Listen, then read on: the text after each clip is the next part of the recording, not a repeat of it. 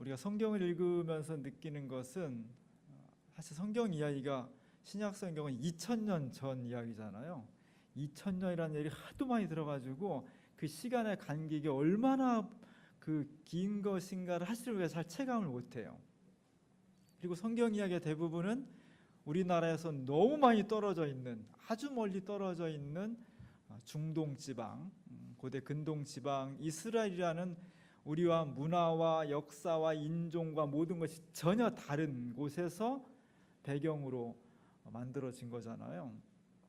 그래서 실제로는 그 시간과 공간의 차이가 얼마나 크고 오래돼 있는 것인가를 우리는 사실 잘 체감을 못해요. 근데 가만히 생각해 보면 엄청난 시간이에요. 2000년의 시간은. 그리고 우리나라와 이스라엘은요, 그 거리가 너무 멀어서 문화와 역사의 차이는 우리가 잘 공감대를 이루지 못할 정도로 깊은 어떤 절벽을 가지고 있습니다. 그래서 오늘 우리가 드린 예배, 우리가 이렇게 모이는 교회의 모습이 2000년 전에 2000년의 시간을 건너가서 또 지리적으로도 전혀 다른 이스라엘 땅에서 어떻게 모였을까? 예배 어떻게 드렸을까? 처음 예수님 돌아가시고 부활하신 주님을 만난 초대교회 사람들이 모였을 때 어떻게 모여서 뭘 했을까? 우리는 당연히 지금 우리처럼 모여서 찬송 드리고 기도하고 성경 설교 듣고 찬양대 성가대하고 막 이럴 것을 은연중에 생각하지만 사실은 아니죠. 그렇지 않습니다. 이렇게 하나님께 예배드리는 의식이, 예식이 정형화된 것은 그 다음에 한 300~400년 후부터 시작해서 오랜 시간 동안 걸려서 이런 틀이 나온 거고요. 처음에 예수님 계시다가 돌아가셨어요. 다른 때 같으면 그냥 안녕하고 끝날 건데 예수님을 도저히 잊어버릴 수가 없어요. 예수님에 대한 사랑이 너무 크고 또 부활하셨다고 하고, 그러니까 주섬주섬 모인 거예요. 그 모임이 시간이 지나면서 틀을 갖추게 되고 성격이 만들어지면서 2000년이 지나니까 한국 땅에서는 이런 예배 형식을 가지게 된 겁니다. 처음의 모습은요, 이렇지 않았다는 거죠. 우리 기장교회 중에 9월 초에 두 교회가 창립 기념주일을 맞이해서 특별한 행사를 하나 가졌어요. 1세기의 예배는 도대체 어떻게 드렸을까? 이런 주제를 가지고 세미나 강연을 열었습니다. 근데 강사를 누구 초청했냐면 현재 미국에서 제일 유명한 신학자 중에 한 분을 초청했어요. 돈 엄청 들었을 거예요. 크지도 않은 교회인데 저런 석학을 초청해서 1세기 예배가 도대체 무엇인지를 듣기 위해서 미국으로부터 직접 초청을 했습니다. 마침 저는 가보지 못했지만 그 교회에서 강연 원고를 미리 PDF로 만들어가지고 딱 공개를 했어요. 조금 읽어보니까 이런 얘기예요. 그러니까 처음에 유대인들은 이스라엘 관습대로 저녁마다 자주 모였다는 거죠. 자주 모여서 저녁을 같이 먹었다는 거예요. TV도 없고 인터넷도 없고 야구도 없고 아무것도 없잖아요. 그러니까 그분들이 주로 이스라엘 사람들은 저녁만 되면은 자주 한 10명, 15명 정도가 모여서 저녁을 많이 먹었다는 겁니다. 때로는 대화도 하고 교육도 하고 강사도 초청하고 동네 중요한 일도 논의하고 이렇게 저녁을 몇 시간 동안 먹었냐? 보통 2시간 내지 3시간 동안 먹었다는 거예요. 그런 관습이 이스라엘에 있었는데 그 유대인들 중에서 예수를 믿은 사람들이 그 관습대로 모인 거죠. 예수님 안 계시지만 우리 모여서 저녁 같이 먹으면서 이야기할까? 그래서 한 10여 명씩 모인 거예요. 같이 모여서 이야기도 하고, 야, 예수님 그때 이런 말씀하셨는데, 이런 놀라운 역사가 일어났는데, 나 그런 모임을 갔다 보니까 이런 체험도 했는데, 이런 이야기를 많이 하게 된 거죠. 그런 공유, 자기 체험의 고백, 이런 것들이 처음에 예수 공동체 교회의 모습이었습니다. 그곳에는 주로 고기가 귀했으니까, 우리 요즘 그냥 고기 너무 많이 먹잖아요. 고기가 별로 없어가지고 주로 빵, 야채, 과일, 그리고 포도주를 같이 음료수로 먹은 겁니다.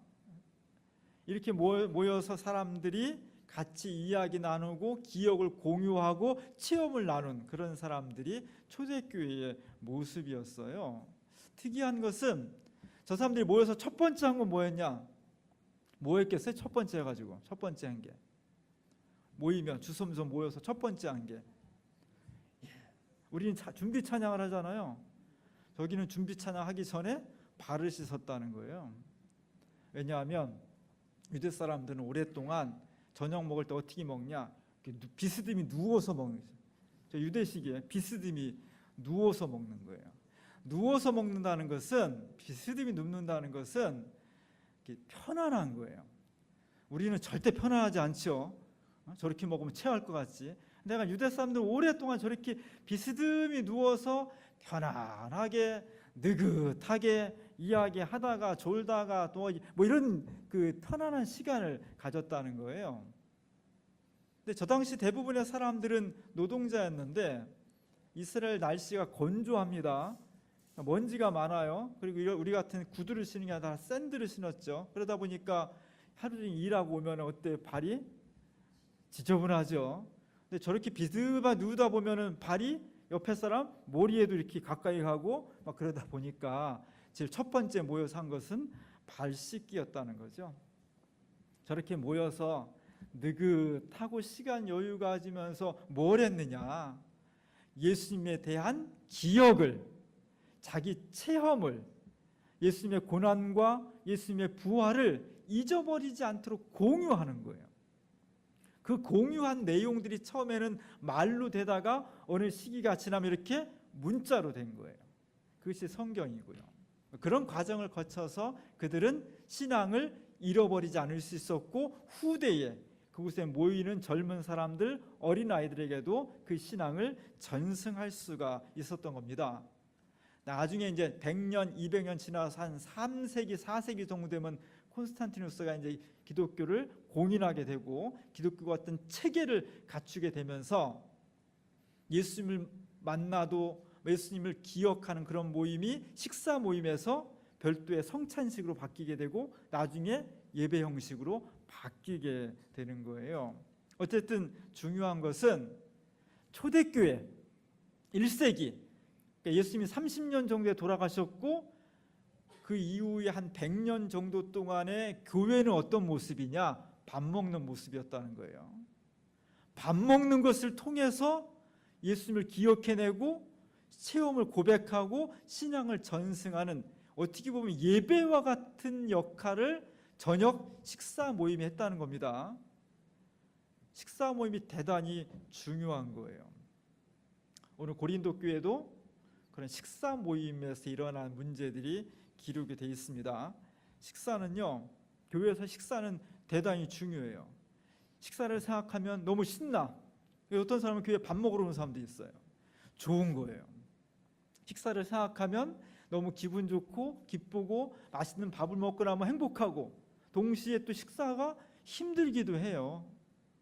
제가 백령도에 군목으로 있을 때 해병교회가 있어요. 그러면 백령도의 해병대가 매 기수마다 한 기수에 70명이 배치를 받아서 백령도에 들어와요. 1사단은 포항, 2사단은 김포, 그 다음에 여단 규모인데 여단이 백령도로 온 친구들이 제일 오지에 떨어지는 거예요. 제일 전방이고 위험하고 고생스럽고 오기도 힘들고, 그래서 올 때부터 얼굴이 하얗게 질려서 내려. 그 신병들이 신병교육대에서 훈련을 받고 주일날 교회로 오는 거예요. 70명 거의 대부분이 다 교회로 왔어요. 그러니까 우리는 열심히 밥을 그냥 정말 정성을 다해서 한 쌀밥에다가 너무 맛있게 해줘가 줘요. 그럼 신병들은요, 진짜 2그릇 3그릇씩 먹어요. 많이 먹죠. 많이 먹으면 그걸 준비한 교인들은 너무너무 행복해. 동시에 너무 힘들어. 잘해줘야 되니까. 그래서 하다 보니까 특히 영관급 소령, 중령, 대령 부인들인 이 부인들은 자기 남편보다 계급이 하나 더 높다 그러거든요. 저한테 틈만 나면 얘기를 하는 거예요. 목사님, 식사 그만합시다. 너무 힘들어요. 틈만 나면 저한테 욕을 했어요. 제가 그냥 단칼에다 거절했습니다. 왜냐하면 신병들이 정말 죽을 것 같은 마음으로 겁나게 여기 왔는데, 그 짬밥이라는 게 지금 많이 나아졌지만 시커멓고, 군대에서는요 뭘 해도 맛이 없어. 아무리 고기를 삶아도 맛이 없어요. 군대 거는. 그중에 일주일에 한 번 와가지고 사제밥만 먹는 건데 이렇게 좀 힘들어도 우리가 해야죠. 그래서 제가 끝까지 했습니다. 불만이 많았지만 끝까지 했어요. 그리고 제 후임으로 목사님은 나중에 얘기 들으니까 결국은 거기에 굴복해가지고 밥을 안 하고 나중에 붕어빵으로 했다 그러더라고요. 별로 성공을 못 거뒀다고 하더라고요. 교회는 사실 밥을 준비한다는 것이 쉽지는 않아요. 어려운 거예요. 오늘 사도 바울의 고린도서 이야기도 처음 식사 모임, 예배와 같은 성격의 식사 모임을 모인 초대교회 초창기 모임, 50년에서 60년 사이, 굉장히 오래 2000년 전 얘기죠. 그때 사람들이 있었던 고린도 교회에 문제가 있었던 거예요. 긴 저녁 식사를 하면서 예수님에 대한 기억을 다시 나누고 전승하고, 근데 예나 지금이나 밥 먹는 곳엔 늘 문제가 따라다녀요. 오늘 이 본문 앞에 보면 사도 바울이 고린도 교인들을 향해서 굉장히 질타하는 얘기가 있어요. 20절에서 21절에 보면은 다 같이 한번 읽어보겠습니다.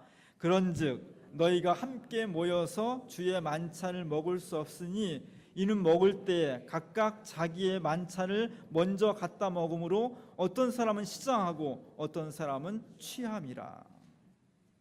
고린도 교회에 들어온 사람들 중에 똑같이 잘 살고 똑같은 신분이 아니었다는 거예요. 어떤 사람들은 굉장히 부유하고 어떤 사람은 굉장히 가난했다는 겁니다. 부유한 사람의 특징 뭐가 많아요? 돈이 많죠. 또 뭐가 많아요? 시간이 많은 거예요. 돈이 있으니까 시간이 있는 거예요. 그리고 음식이 많은 거예요.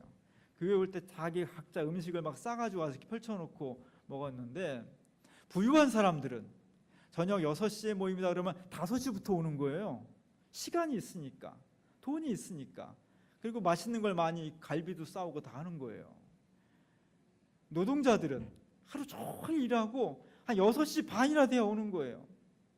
사실은 공동체가 된다는 것은 조금 늦게 온 사람도 같이 모여서 같이 펼쳐놓고 같은 음식을 같은 공간에서 같이 먹어야, 그러면 같이 의견을 나누고 사랑을 해야 그것이 예수를 기억하고 주님의 뜻을 이루는 교회 공동체가 되는 것인데, 부유하고 여유가 있고 재정적으로 시간적으로 여유가 있는 사람들이 먼저 와서 음식을 먼저 다 먹는다는 거예요. 그리고 어떤 사람은 또 음식만 먹는 것이 아니라 포도주를 한 잔 정도만 마셔야 되는데 4잔 5잔 마셔가지고 취해버린다는 거예요. 뒤늦게 온 가난한 노동자들은 와가지고 먹을 게 별로 없고 시간상 쫓기고, 이러다 보니까 자연스럽게 교회 안에 부유한 계층과 가난한 계층이 파당이 나누어졌다. 니네가 이렇게 하고도 주의 만찬을, 주의 성찬에 참여한다고 할 수 있겠느냐라고 지금 질책을 하고 있는 거예요. 이게 대단히 중요한 겁니다. 성찬식이라고 하는 것은 사도 바울이 말한 것처럼 이런 모양을 가지고는 성찬이 무의미하다는 거예요. 성찬은 뭐냐면 그 음식이 특별히 무슨 뭐 고급스럽고 그 음식을 담은 그릇이 금그릇이어서 거룩한 것이 아니라, 무엇을 먹든지 간에 아주 가난하든 아주 간단한 음식이든 진수성찬이든 그 음식을 먹는 사람들의 모임의 성격이 예수님을 기억하는 것, 그리스도의 고난을 기억하고 그리스도의 부활을 축하하고 감사하고 그것을 믿고 생활했더니 이런 체험을 했다는 것을 같이 나누는 그것이 너무 소중한 것이고, 동시에 그 안에 있는 그 성찬을 나누는 사람들은 인종이나 피부색이나 남녀나 노소나 직업이나 어떤 것도 관계없이 다 예수 그리스도 안에서 하나라는, 평등하다는, 이 두 가지가 성찬식의 핵심이에요. 이 두 가지를 가지고 살아갈 때 우리가 진정한 그리스도인이 될 수가 있다는 겁니다. 그래서 예수님의 제자들의 저녁 식사는 기억하고 하나가 되는, 일치가 되는 거예요. 이 성찬식을 소개하면서 사도 바울이 오늘 본문 23절부터 25절까지 이렇게 소개를 하고 있는 겁니다. 다 같이 읽어볼게요. 내가 너희에게 전한 것은 주께 받은 것이니 곧 주 예수께서 잡히시던 밤에 떡을 가지사 축사하시고 떼어 이르시되 이것은 너희를 위하는 내 몸이니 이것을 행하여 나를 기념하라 하시고 식후에 또한 그와 같이 잔을 가지시고 이르시되 이 잔은 내 피로 세운 새 언약이니 이것을 행하여 마실 때마다 나를 기념하라. 처음 예배에 모였던, 처음 기독교 교회로 모였던 사람들의 예배는 먹는 거였습니다. 근데 그 먹는 것이 그냥 배고프니까 배 채우자 그런 것에 머무는 것이 아니라 그 먹는 식탁을 통해서 예수 그리스도의 죽으심, 그의 살을 주고 그의 피를 주셨던 그 고난과 은혜와 사랑을 함께 나누고 기억하는 것이고, 그것을 통해서 우리의 삶의 새로운 생기를, 그리고 구원의 역사를 우리 후대들한테 전승해 주는 정말 중요한 역할을 감당했다는 거죠. 이게 예배예요. 예배 그런 거잖아요. 왜 찬양을 해요? 왜 설교를 해요? 뭘 기도합니까? 예수 그리스도의 십자가 은총이 너무 감사합니다. 그것 때문에 저희가 용서를 받았고 구원을 받았으니 저희가 그 구원받은 백성으로서 예수 그리스도의 십자가와 부활을 열심히 증거하면서 우리 자신이 새롭게 되고 죄악으로 과학한 세상을 다시 구원하고 이 역할을 최선을 다하겠습니다. 이게 예배의 본질이잖아요. 초대교회의 예배의 그 본질은 같이 먹고 나누는 식탁에서 이루어졌다는 것이 대단히 중요한 거예요. 이것을 꼭 기억할 수 있기를 바랍니다.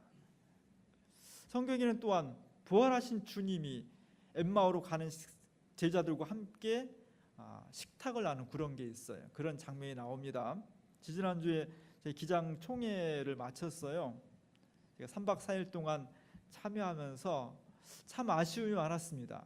지금 한국교회가 정말 위기에 처해 있고 우리 기장교회단도 참 많은 해결해야 될 문제가, 연구하고 토론하고 대안을 만들고 운동을 일으키고 회개하고 기도하고 이런 내용들이 너무너무 많은데 그것을 처리하기에는 시간상이나 운영상으로 너무 많이 미숙한 점도 있고 참 안타까움이 많았어요. 그런 가운데서도 성폭력 대책위원회라든지 성윤리 강령이라든지 성소수자 연구라든지 이런 사회적으로 긴박한 문제들을 해결하기로 연구하기로 했던 것은 참 의미 있는 일이지만 전반적으로 봐서 지금 우리가 이럴 정도가 아닌데 정말 지금 뜻과 힘을 모아서 열심히 우리 자신을 새롭게 하고 교회를 개혁하고 이 사회 속에서 교회가 변화된 모습을 보이면서 새로운 역사를 감당해야 될 정말 중요한 시기인데 그 요구에 비해서 우리의 대응이 한 반 정도밖에 못하고 있구나, 그런 안타까운 마음을 갖고 마쳤습니다. 작은 한 가지 위안이 되었다면 우리 그 교단에서 참석한 총대원들한테 기념품하고 전도용품을 하나씩 주었어요. 그게 뭐냐면 예수님이 엠마오에서 그 제자들과 식탁을 나누었던 그 장면을 찍어가지고 안경 닦기를 줬어요. 저는 안경도 안 쓰는데 안경 닦기를 줘서 이게 저 장면이잖아요. 예수님 하루 종일 지나왔는데 예수님을 몰랐다가 예수님이 축사하시고 빵을 떼어주는 순간 제자들의 눈이 열려서 부활하신 예수님을 만나게 되었고, 실망해서 자기 고향으로 터벅터벅 걸어가던 사람들이 방향을 바꿔서 다시 예루살렘에 가가지고 복음의 역군이 되었다, 그런 얘기잖아요. 눈을 떴으면 좋겠다, 안경을 열심히 저걸 닦아가지고 눈을 떴으면 좋겠다, 이런 뜻으로 나눠준 것 같아요. 저 그림은 사실 카라바조라는 사람이 그린 그림인데, 미술사를 보면 1540년대에 미켈란젤로라는 사람이 죽어요.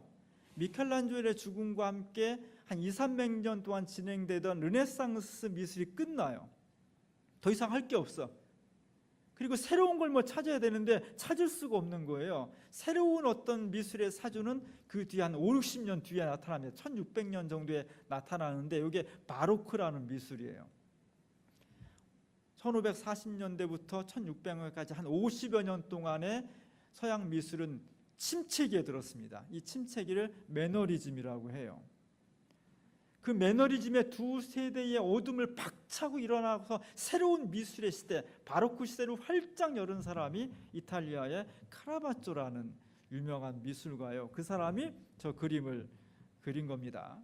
저 그림은 1606년도에 그렸는데 엠마오 만찬이라는 제목으로 그린 두 번째 그림이에요. 첫 번째 그림은 1601년도에 저 사람이 5년 전에 그린 그림이 있습니다. 저 그림이 더 유명해요. 저 그림이 훨씬 더 밝고 전체적으로, 그리고 두 제자의 제스처가 훨씬 역동적이에요. 내가 바로 예수야, 전혀 몰랐다가 제자들이 번쩍 뜨면서 깜짝 놀라서 일어나는 그 장면이 굉장히 역동적이고 힘차고 새로운 희망이 불러일으키는 그런 모습으로 그려져 있어요. 근데 5년 후에 그린, 지금 우리가 주부에 실은 그 그림은 그 5년 전에 그린 똑같은 주제로 그린 똑같은 화가가 그린 그림에 비하면 전반적으로 굉장히 침울해요. 어두워. 그리고 많이 분위기가 가라앉아 있습니다.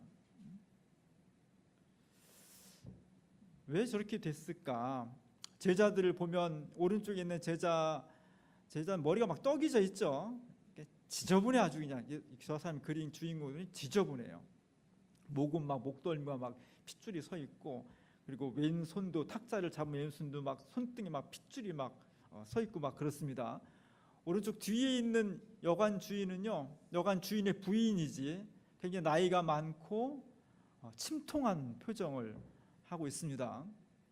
식탁은 굉장히 단출해요. 빵 한 조각, 뭐 옆에 주전자 하나, 뭐 다른 뭐 고기 뭐 과일 뭐 이런 것도 없어요. 그냥 너무너무 간단한 식탁이고요. 저 사람의 특징은 등장 인물마다 발 손에 막 그냥 너무 때가 많은 거예요. 노동하는 사람들이라 이 제자들, 엠마오 가는 두 제자의 손에도 때가 많이 묻어 있고요. 심지어 예수님 왼손 엄지 손가락도 때가 막 묻어 있어요. 실제죠. 사실적으로 그린 거죠. 예수님 뭐 맨날 아침 저녁으로 샤워하고 맨날 화장품 바르고 다녔겠어요. 예수님도 손에 때 꼈겠지. 저런 모습으로 그렸던 거예요. 결정적으로 예수님 모습도 그렇게 밝지가 않아요. 반은 빛에 나와 있고 반은 어둠에 가려 있고, 눈은 뭐 밝게 뜨지도 않고 밑을 내려다보고 있으면 뭔가 좀 침통한 분위기가 그림 전체적으로 흐르고 있습니다. 예수님의 오른손 하나가 저 화면 전체에 이렇게 잔잔하게 역동성을 부여해주는 그런 역할을 하고 있지만, 5년 전의 그림, 그리고 엠마오에서의 만찬이라는 주제가 주는 어떤 새로운 부활의 주님을 만나서 막 눈이 띄어지고 새 사생이 보여주고 침울했던 어깨가 막 올라가고 자리를 벌떡 일으켜서 막 예루살렘이 이런 역동성, 힘, 능력, 이런 것들이 두 번째 그린 1606년도의 그림 속에는 안 나타나는 거예요. 왜 그랬을까? 저 카라바초라는 사람이요, 괴팍한 사람, 천재적인 능력을 가지고 있는 반면에 인성은 거의 똥에 가까운 사람이에요. 성격이 급하고요, 폭력적이에요. 맨날 경찰하고 멱살 앞에 싸우고요, 마음에 안 들면 가게 유리창 깨고 막 이런, 그래서 경찰서에 수도 없이 들락날락 거리는 사람이에요. 그 사람 친구 중에 관계가 별로 안 좋은 친구가 있었는데, 저 당시에도 테니스가 있었나 봐요. 테니스를 둘이 치다가 내기를 한 거예요. 내기를 했는데 심하게 내기하면 늘 싸우게 되죠. 싸움하다가 폭력 사태로 번져서 저 사람이 욱하는 성격이 있어갖고 갖고 다니는 단도로 그 친구의 배를 찔러서 살해를 했어요. 우발적인 살인이죠. 저 사람은 로마에서 수많은 어떤 그 재력가들과 교황청에 비호를 받는 사람이었지만 살인죄까지는 비호를 받을 수 없었던 거예요. 그래서 결국 로마를 도망쳐 나옵니다. 도망쳐 나와서 막 도망 다니고, 어떻게 하면 다시 로마로 가서 자기가 용서받고 재기할 수 있을까 끊임없이 타진하지만 잘 안 돼요. 결국은 객지에서 로마로 돌아올 수 없고 39살에 요절합니다. 칼 맞고 뭐 말라리아 걸리고 이렇게 해서 요절하는데, 바로 저 그림이 자기가 살인 사건을 저지른 직후의 그림인 것 같아요. 그래서 전반적으로 내가 다시 용서받고 재기할 수 있을까? 다시 나의 영광스러운 그런 화가로서의 삶을 펼쳐나갈 수 있을 것 같기도 하고 아닐 것 같기도 하고, 이런 어떤 희망과 좌절이 막 교차되어 있고, 또 내가 어쩌다 사람을 죽였지? 내가 용서받을 수 있을까? 뭐 이런 죄책감, 이런 불안, 이런 것들이 저 그림에 짙게 그려져 있다고 그렇게 설명을 합니다. 제가 이제 저 그림을 보면서 우리도 지금 희망과 절망, 기대와 어떤 좌절이 섞여 있는 삶을 살고 있는 거예요. 정말 한국교회가 다시 일어날 수 있을까? 정말 걱정스러워요. 우리 교단, 기장교단이 크진 않지만 80년대까지 중요한 역할을 감당했는데 옛 선배들의 그런 영광을 그냥 과거에 읊조리듯이 추억만 하는 것이 아니라 정말 그것을 창조적으로 새롭게 재현해낼 수 있을까? 무엇보다도 교회와 신앙의 가장 근본인 하나님을 우리가 볼 수 있어야 되는데, 예수 그리스도의 고난과 부활을 느끼고 체험할 수 있어야 되는데, 시간이 가면 갈수록 우리 사회는 비종교 사회, 신앙이 발 디딜 수 없을 정도의 논리적이고 체계적인 무신론의 사회로 가고 있는 이 사회 속에서 정말 우리가 신을 다시 경험할 수 있을까? 그럴 수 있을 것 같다는 기대, 희망, 안 될 것 같다는 절망, 뭐 이런 것들이 막 이 시대에 혼재해 있는 거예요. 바라기는 우리 교단에서 준 저 안경 닦기가 정말 신비한 능력을 발휘해서 안경 안 쓰는 저까지도 저걸로 한번 닦으면 눈이 활짝 열리고 부활하신 주님을 좀 볼 수 있고 만나고 새로운 역동성을 가질 수 있는, 그렇게 됐으면 좋겠다는 바람을 제가 총회를 마치면서 갖게 되었습니다. 중요한 것은 초대교회의 예배의 핵심인 예수님의 마지막 만찬, 최후의 만찬, 그리고 그 이후에 부활하신 주님이 다시 이끌었던 엠마오의 만찬, 모두가 다 예배와 교회의 기원은 먹는 식탁에서 이루어졌다는 거예요. 식탁이 대단히 중요한 거예요. 식탁이 얼마나 중요한 것인지 늘 우리가 기억해야 돼요. 우리 교회는 식사 당번이 굉장히 잘 이루어지고 있어요. 제가 처음 왔을 때만 하더라도 식사 당번이 거의 의무적으로 막 하게 돼서, 의무적으로 하면요 기쁨이 반감돼요. 똑같이 청소하는 것도 내가 알아서 하는 거랑 엄마가 너 안 하면 혼나 이렇게 하는 거랑 다르잖아요. 그래서 제가 자발적으로 신청을 하라고 했더니 이렇게 1년치가 쫙 신청이 됐잖아요. 앞으로 저게 잘 이루어져서 식탁이 즐거웠으면 좋겠어요. 산술적으로 생각하면요 쉬워요. 52주 중에 50가정이 한 번씩만 하면 돼. 나 한 번 봉사하고 50번 얻어먹으면 돼. 간단하잖아요. 근데 해보면 그게 잘 안 돼요. 그게 잘 안 돼서 어떤 때는 빈칸이 생기고 너무 힘들다는 불평도 나오고 우리 중에 안 하면 어떻겠냐는 생각도, 뭐 그런 얘기도 가끔가다 들리지만 우리 교회는 잘 이루어지고 있는 거예요. 오늘 식사당번이 어딘지 아세요? 디모데. 디모데는 모임만 잘하는 줄 알았더니 식사당번을 너무 잘하는 거예요. 어저께 막 6, 7명이 와가지고 부엌에 들어갈 틈이 없어요. 열심히 준비하고 제가 간 다음에 보니까요 오늘 아침에 와서 할 수 있도록 얼마나 정렬을, 그냥 여자보다 더 정렬을 쫙 해놨어요. 와서 딱 하면 할 수 있도록. 오늘 아침에 와가지고도 여러 사람이 와서 열심히 하는 거예요. 계속 했으면 좋겠어. 앞으로 계속 시켜야 될 것 같아요. 너무 잘하는 거예요. 좋은 겁니다. 준비하는 사람도 이 식탁이 그냥 한 끼 밥을 준비하는 것이 아니라 마치 부활하신 예수를 만난 것처럼 주님이 마지막 만찬에서 제자들과 함께 내 피를, 내 살을 나누는 것 같은 그런 진지함과 구원의 문제를, 내가 이것을 준비하는 밥을 먹는 사람들의 눈이 띄어서 시대를 새롭게 보고 자기 인생을 새롭게 번역시켜 나갈 수 있는 그런 에너지가 될 수 있도록 그런 기도하는 마음으로 준비하고요. 먹는 사람도 너무 급하게 먹지 마세요. 5분 만에 먹는 사람도 있어요. 그러지 말고요.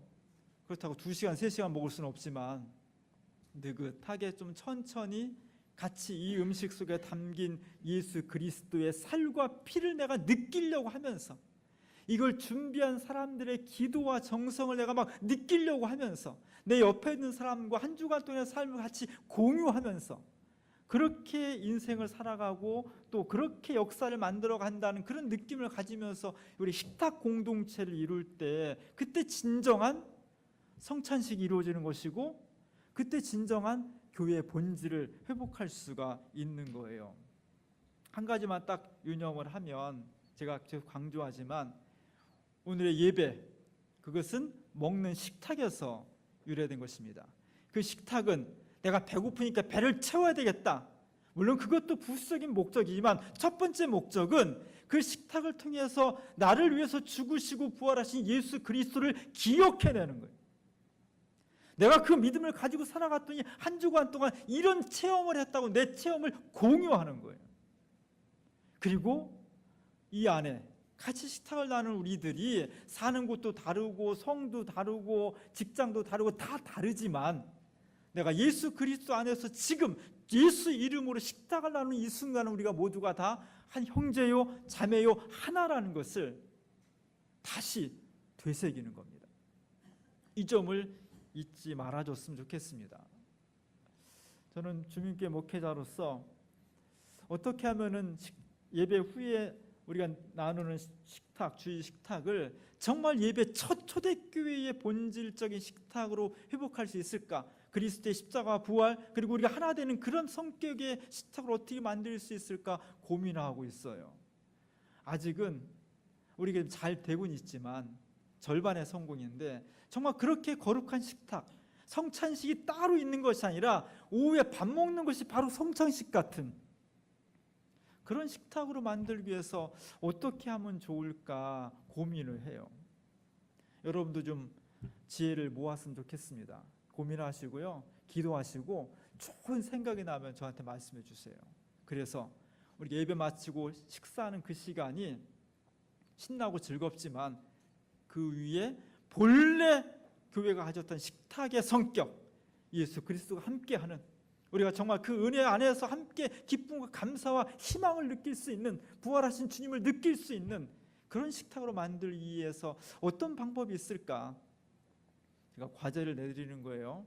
열심히 기도하시고요, 저도 연구할 테니까 여러분도 연구해서 정말 아름다운 교회, 2000년의 시간과 이스라엘이라는 이 공간의 간격을 뛰어넘어서 처음 사도 바울 시대 예수 죽고 부활하신 그 이후에 처음 모였던 교회의 모습을 우리가 식탁을 통해서 다시 회복해낼 수 있는 그런 교회가 될 수 있기를 주님의 이름으로 간절히 축원합니다.